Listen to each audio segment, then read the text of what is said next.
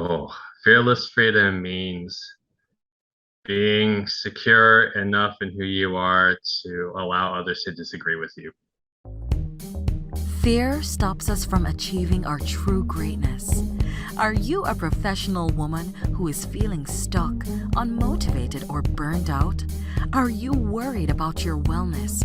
Are you letting fear stop you from crushing your goals? If you answered yes to any or all of these, then this is the podcast for you.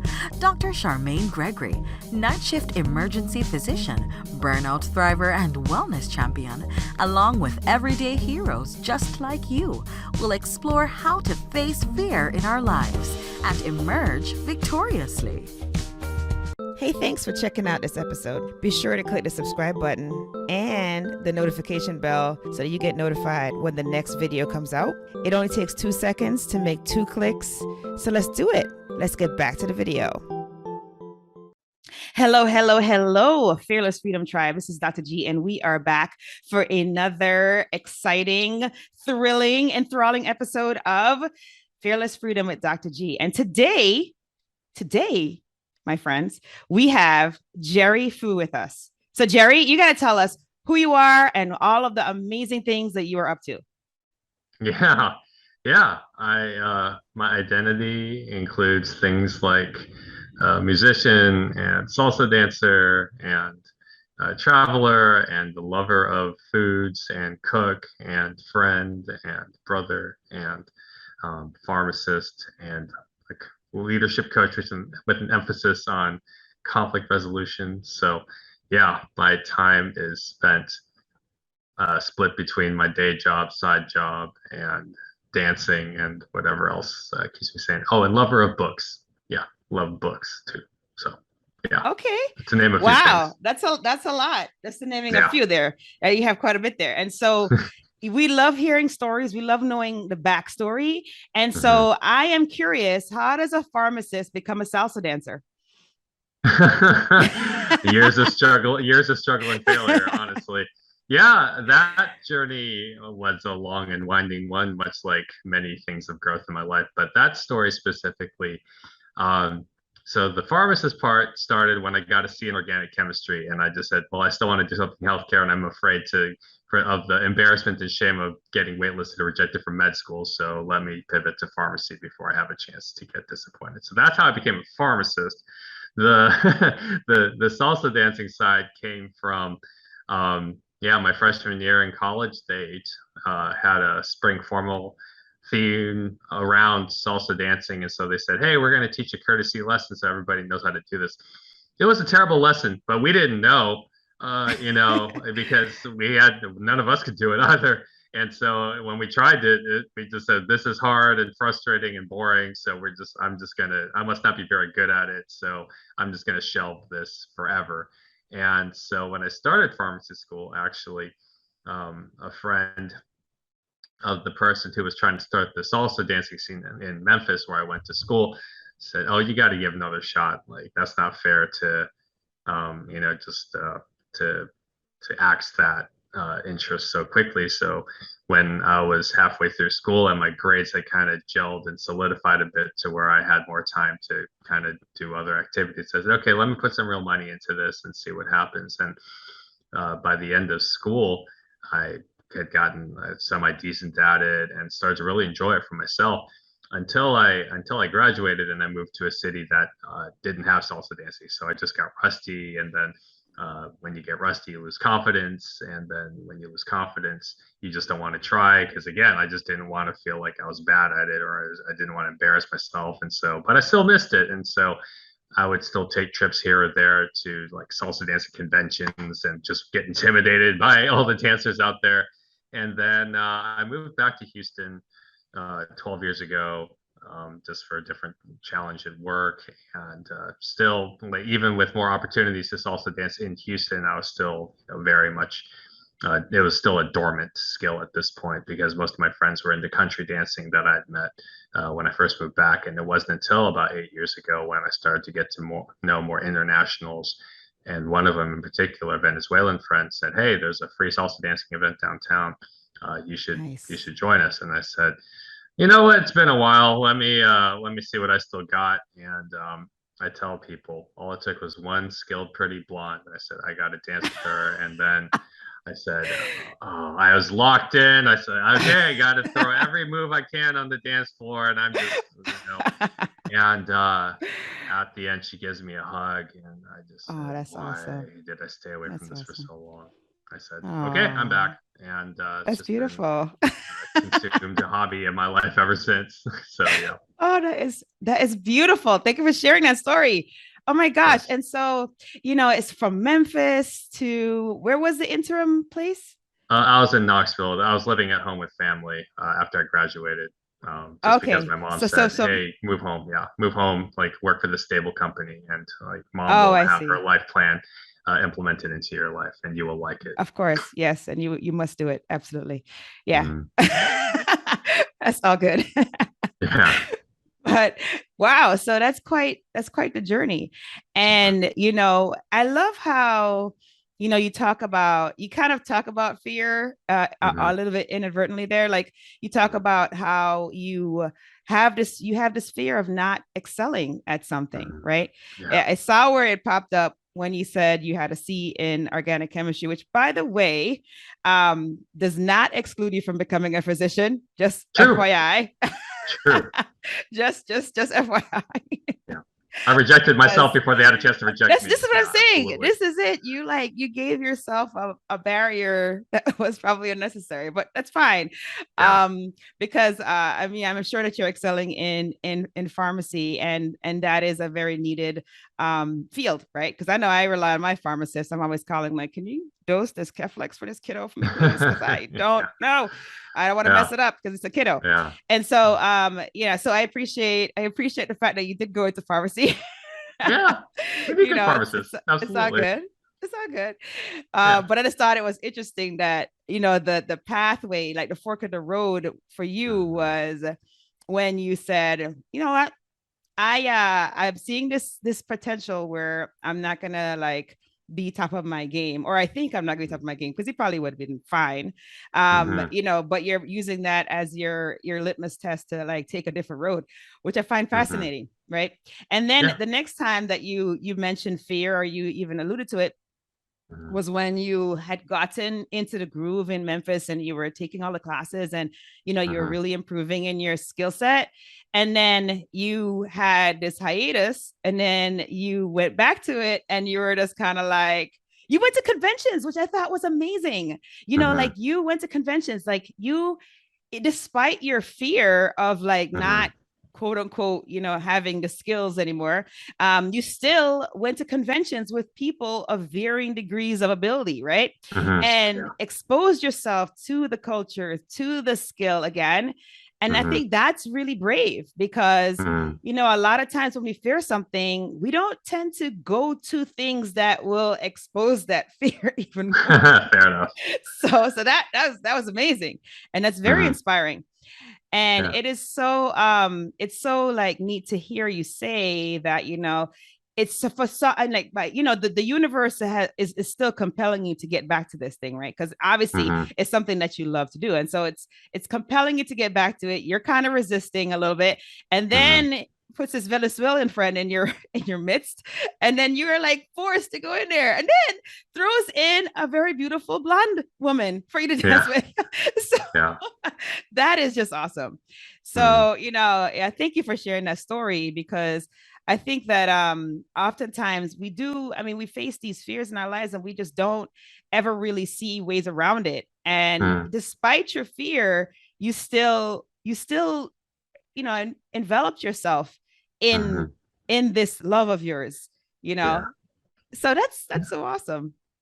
Yeah. Thanks. Yeah. I mean, I'll tell people you realize you don't realize what it actually takes to enjoy yourself until you've gone through it. And I mean, I'll tell people I actually mentally took a step back, right? Even at these conventions. There was one convention I went to, not even the first one I went to.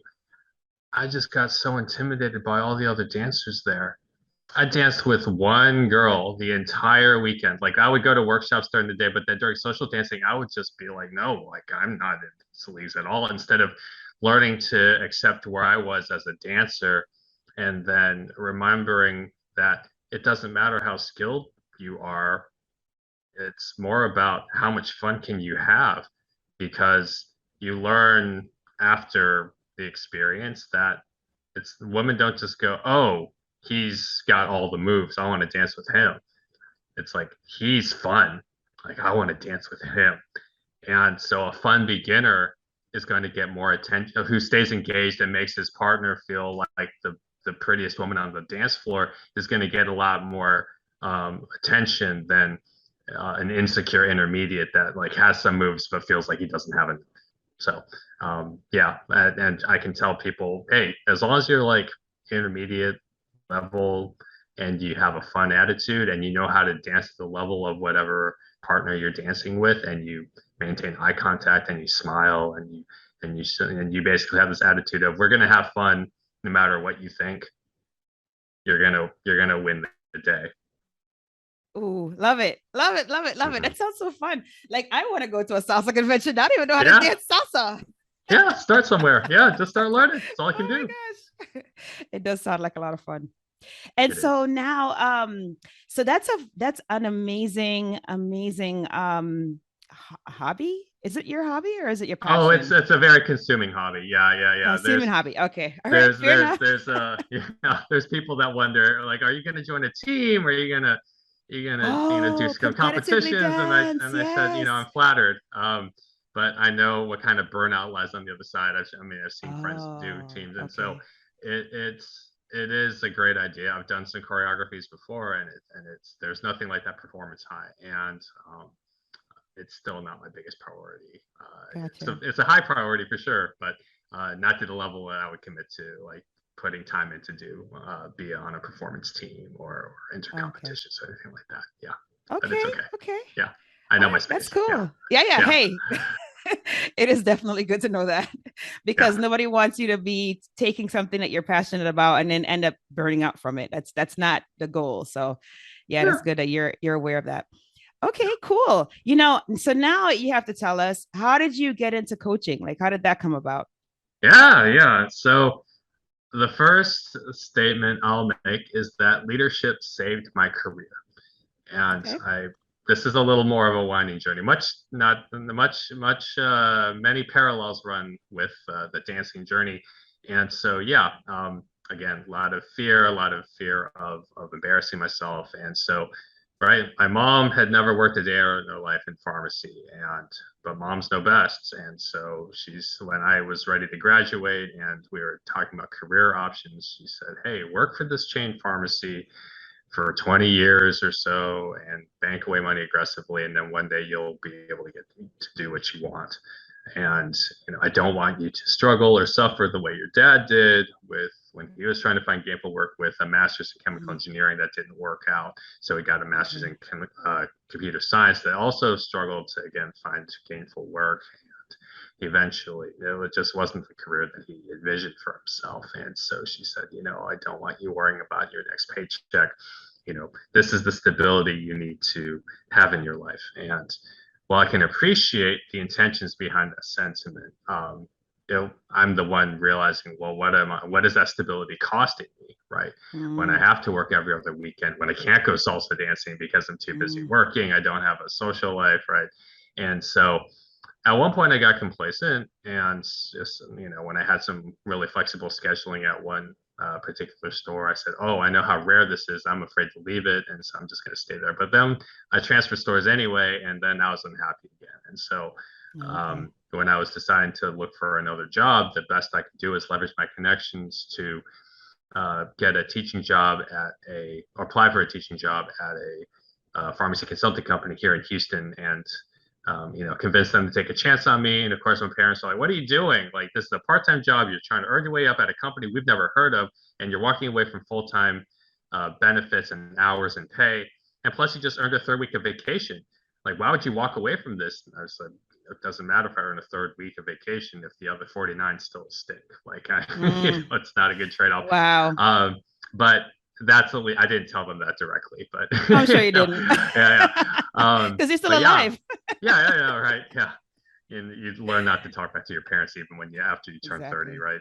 And so Exactly. yeah, and then that's where the journey got really interesting because um, I got fired 11 months later from the job I moved to Houston for, and it was my mistake. I ultimately threw away the opportunity. I just wasn't serious about getting the job done because I was still in this idea that, oh, this task is too challenging for me. I got intimidated by it, and let me come up with the story that should justify why I didn't get the job done. And you don't learn this until you learn it the hard way that successful companies and successful people don't give you excuses, and this company would not tolerate them. And so yeah, it gave me more than enough chances to kind of redeem myself, and I didn't. And so yeah, they said, okay, nope, we've exhausted everything we can to get you um, you know on board with what we know you need you to do. And so yeah, we're going to part ways. And so that's the first wake up call. So boom, I didn't appreciate it at the time, but I know now just how valuable that was. The second reality check was stumbling into a job where 4 of my paychecks bounced, filling for crooked doctors. And not only was I jeopardizing my license, I was not even getting paid for it. And again, how do you confront the boss that's clearly ripping you off? This isn't in the manual they give you in life, right? And so after months of chasing down paychecks I shouldn't have had to, and just in this really bad cycle, I leveraged my network again and say, okay, here's a more legitimate company. And they say, hey, we like you, but we can't pay you more than 8 hours a week. I said, okay, so what do I do? And they said, well, if you're willing to, drive to Austin, which is 2.5 hours away, Yes. you can get more Please. hours. And I said, okay, beggars can't be choosers, and I could end up in worse cities. So I'm Yeah, in Austin's pretty Austin. nice. This is yeah, 10 years. So this is 10 years ago now, and so yeah, I was feeling lonely, and I just was trying to get some semblance of a routine, and I just said, I don't know what my life is going to look like. It was a great work team, but I just struggled to feel like I belonged anywhere at this point. And this summer was key because some friends of mine who run a pharmacy leadership nonprofit said, hey, we need a facilitator for our leadership meeting because one of our facilitators backed out, and we know you've been facilitating material on the fraternity side, and we need help here. Can you step in? And I said, absolutely.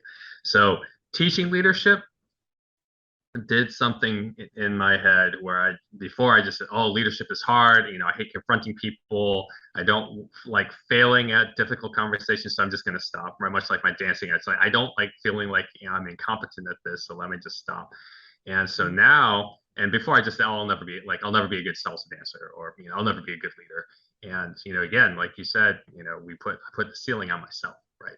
Like no Mhm. one else is saying this, or even if other people are, the most important one is that I'm telling myself I'll never be good at it. Yes. And so if I put my own limits on, I'm the only one that can take them off, right? And so I said, well, what if I could be a good leader, right? I saw it modeled for me. I saw it brought up the best in me, and I said, okay, this guy that I partnered up with, Michael Negretti, I will sing his praises forever because I saw his blueprint. And I said, oh, he's fun to learn from. He's fun to be around. He's a tireless worker. He never beats me up for mistakes. We learn from it. We move on. He's very creative. He's very collaborative. Um, I think I can incorporate these qualities if I'm going to be a leader. And so when a full-time manager position in Houston opened up that fall, I said, yeah, I gotta take on the challenge. Can't stay safe. I'm ready to sleep in my own bed again. And Mm. so, yeah, I come home. Like I thought, again, just this very short-sighted, oh, I finally have a routine and a store that's convenient to, my house. And, with the company I think is going to be stable. And I proceed to get written up the following year because my technicians are not pulling their weight and I am not writing them up or firing them. And so now Mm. management says, their behavior is a problem and your passivity is a problem, right? Because I just wanted to give grace, right? I wanted to give grace to the boss who was ripping me off. I wanted to give grace to these technicians who were, acting up, and everyone else around me is just like, Jerry, like your boss is accountable to the money he promised to pay you, right?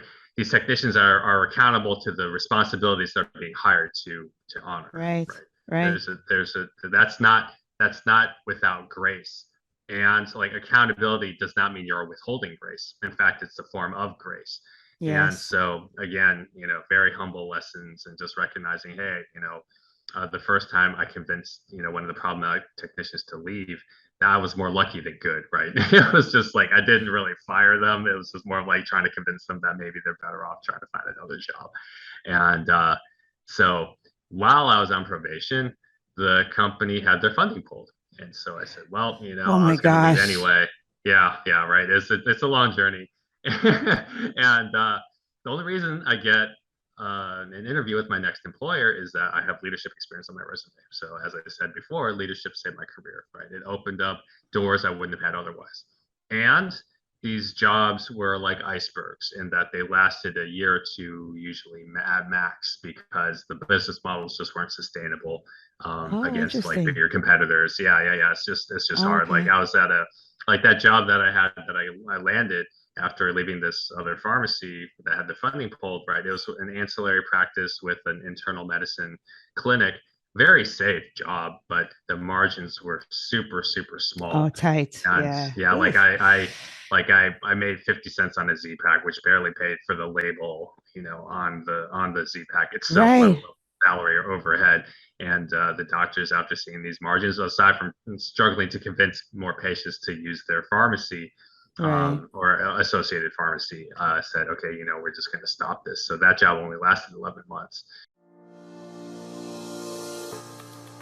Hey, it's Dr. G, and I just wanted to take a quick moment to thank you for listening to this episode. I'm so honored to have you here with me.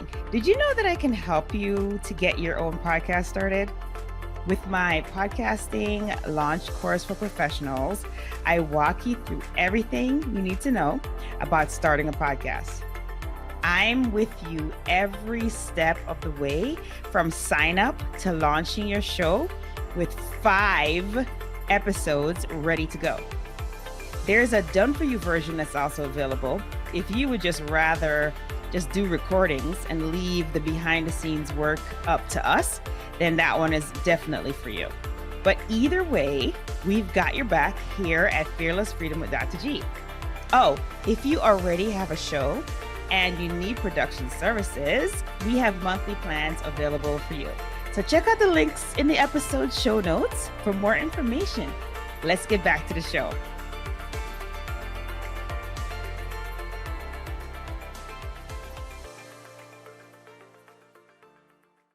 After my previous employer went under after about 2 years, with like insurance audit drama, I said, well, I'm tired of dealing with insurance contracts that dictate what I'm worth or dictate what I can make for my clinical services. I'm tired of trying to beg doctors for scripts to send to my pharmacy. But I love people development, which I'd consistently done since I started 10 years ago. What if I tried to make a career out of it? And again, just very scared of rejection and failure. So it was just like a hobby, occasional, right? And it'd be like, could you pay me, would you pay me $50 to, lead a workshop for you, right? And just like completely nothing close to what the value is for skill, time, Right. Yeah, effort, whatever. $50 is like so Yeah, underballing. exactly, It's just, exactly. Yeah, it's pathetic, really. But we all go through that. We're always like, am I yeah, allowed to charge imposter for this? syndrome. You have that where you feel Yeah, like, I would feel guilty if someone did. I wouldn't want someone to charge me that, right? It's just like, oh no, maybe there's a better way. And so I got some real coach training after a couple of years, and okay, right as the pandemic hit, actually. And then by then, so between turning 40 and seeing the pandemic hit, I said, how much longer am I going to put this dream off? So yeah, October 2 years ago, filed the LLC, got the website up, opened the bank account, and then nice. first year again, just try, struggle, fail, and you realize your fear of rejection isn't helping your bottom line. So what are you gonna do? Where do you find Yeah, you money, got to right? keep going. Got to Exactly, keep yeah. going. And yeah, your fear of action does not keep your business sustainable, right? And so first year private tutoring is what covered most of my expenses, and I Okay. appeared on 70 or 80 podcasts, yeah, talking about fear. The Yeah, funniest yeah. thing was when I got on Podmatch, right? Initially I was just like, again, just so afraid of applying to podcasts, and they're like, here's a match, you should say something, and I'm just like, oh, I Yes. don't know. And what's funny is I left my account alone, like dormant, for a couple of weeks, and they send me an email and they say, "Hey, if you're not going to be active on this and if apparently 3 weeks is their flag, they say, you haven't been active for 3 weeks, we're just going to cancel your account. We're just not going to use our service. And I wasn't paying any money, but I was just like, oh crap, I need to. That's right. That Let me was get the off my wake up butt call. and It's like, do yeah, it. let me get a pitch and let me just send it, and plenty of no's, but plenty of yeses. And Yes, I mean, that's why we're yes, here, right? I gave a yes. pitch, and you liked it, and we're here.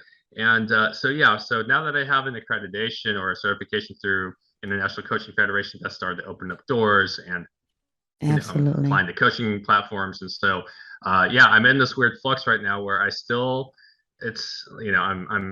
revenue is heading in the right direction.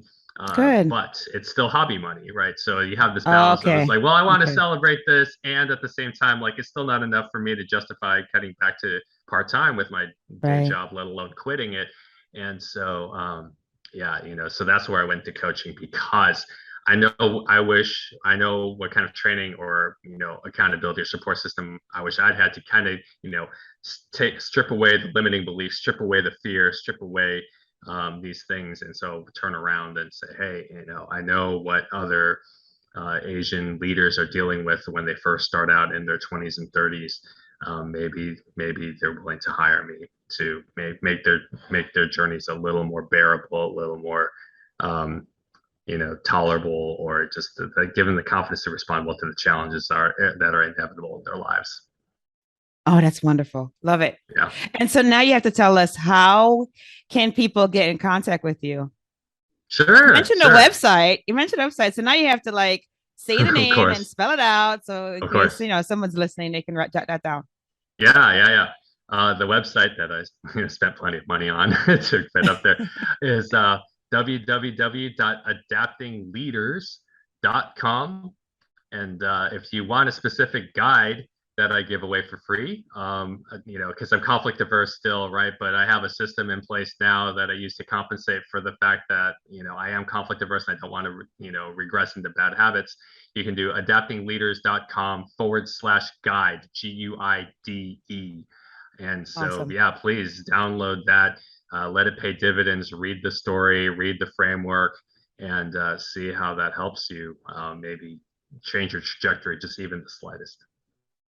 And so through your website, they can also hire you if they feel like you're a good match for them.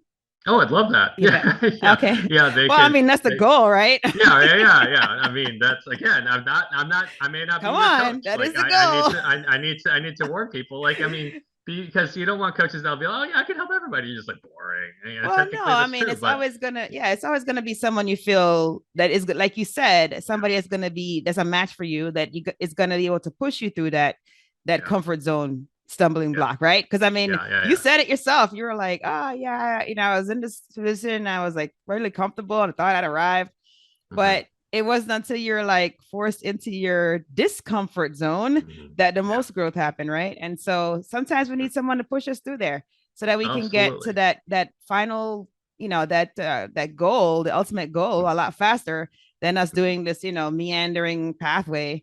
It gives you mm-hmm. that nice direct route, right? So Yeah, yeah, absolutely. if someone's listening and they're vibing with you, absolutely. I don't see why they Yeah, wouldn't yeah. hire you. I mean, Yeah, right? well, yeah, well, rejection is a part of life, right? I mean, a lot of people, and again, this is just part of us as humans. Where we might get inspired by an idea, and they're like, "Ooh, yeah, I like that," and then you're like, "All right, uh, is this just a warm fuzzy, or are you actually going to put some skin in the game, right?" And if they say, "Oh, I thought better of it, and I'm just not going to," like, and rejection is just a part of life, right? It's just, you just It realize, is. what, It is. let me get some yeses. I do need yeses, and, like, money in the bank to keep this thing afloat. But at the same time, I also understand, like, the majority of people will say, hey, you know what, Jerry, great story, and I'm rooting for you, and that's okay too, right? Tell somebody about it, right? Yeah, or if you're not sure, We'll hey, take referrals. Yeah. We'll take yeah, you can, referrals. yeah, Yeah. absolutely. And yeah, if you If I'm don't not for know, you, I could be yeah, for your friend. yeah, or yeah, you can schedule a complimentary 30-minute call through the website. Just say, hey, you know what? Let me just experience coaching for myself. And even if you just want to take that 30-minute session, say, hey, you know what? I like that, and that's all I need. Hey, that's great. Glad I blessed you. We want to be generous, right? or just read the free blog where I highlight other podcasts or, offer life hacks and other fun stories and, summarize interesting leadership literature as well. But yeah, so all the good stuff happens at adaptingleaders.com. You can also connect with me on LinkedIn, but the magic happens at the website that I invested so much in to, let people know about me. Awesome. Awesome. Love it. Love it. See, that wasn't so bad, right? Self-promotion. No. You could do it. Yeah. I like me. Listen, I'm speaking dancing to like myself at the same time because like, that is like when you are somebody who is a high achiever, like this is the hardest thing for you to promote yourself, right? You never say all the things that you've done. Like, if someone else would be more apt to say it than yourself. And I think part of it is because of what you mentioned before. Like you do have a little bit of imposter syndrome and you're just like, yeah, I'm good at what I do, but I don't know, maybe someone might think I'm not. And so I'm just not going to mention that. Yeah. Or like, oh, well, as soon as you like ask him for money, like now you feel like you've been like faking the whole time. Like you really just wanted to do this for money. Like you didn't really want to get to know me or my challenges. It's just, you just want to be like, hey, hire me. And it's like, well, if I believe in my service, why wouldn't I invite people to hire me? Right? That's not a bad thing. It's like when again, parallels to dancing. If I like myself as a dancer, hey, let me ask a girl to dance. And it's okay if she says no. Maybe she's tired. Maybe her feet hurt. Maybe she's a beginner too. I've had that happen where it was my own perception of how good a girl was. And then as we're about to dance, she tells me, she's like, oh, by the way, I'm a beginner. And you realize, oh, like I built myself up and, I was telling myself a completely unverified story about whether or not she would actually dance with me until I asked her. And she said yes. And I just said, oh, well, again, there's plenty of no's. Some people just, no, like, and it's just like, well, that kind of stung, but right. You realize it doesn't change, right? Before you used to go, oh God, I must not be good enough. She must not think highly enough of me or whatever. And now you're just like, really? It's like, I'm sorry she feels that way, right? I'm sorry, that you're going to lose out on a dance with me because, I'm pretty awesome. Yeah. There it is. Yeah. There it is. Yeah. I love it. No, that's great. That is great. Oh my gosh, you shared some really good pearls today. I really appreciate it. And I know that the Fearless Freedom Tribe definitely appreciates this conversation as well. We are at that point in the show where we do our tradition. Are you ready, Jerry, for the tradition, the fill in the blanks? Are you ready? Yeah, let's do it. Okay. All right, cool. All right. The first one is, if I am fearless, I will. If I'm fearless, I'm gonna move forward with this business so that I can actually have more free time to do what and to invest in relationships and activities that are meaningful to me. If I'm fearless, I got to get this plane off the ground. Yeah. Love it. Let's get that up in the sky for real. Yeah. All right, cool. And then the next one is, to me, fearless freedom means. Oh, fearless freedom means being secure enough in who you are to allow others to disagree with you. Oh, that's good. That's a good one. And then last but not least, my battle cry is. My battle cry. Only one way to get better. Awesome. Well, that was a fun interview. Thank you so much for joining us. We appreciate you. And tell us the website again so they know where to go. Yeah. www.adaptingleaders.com. Perfect. Thank you so much for your time. Thank you for yours. Thank you for joining me on this episode of Fearless Freedom with Dr. G. Again, I'm Dr. G. And if you like this episode, be sure to subscribe so that you can get notified of when the next episode is going to be. And also, I'll catch you next time. Have a great one. Be strong, be brave, and unleash your greatness.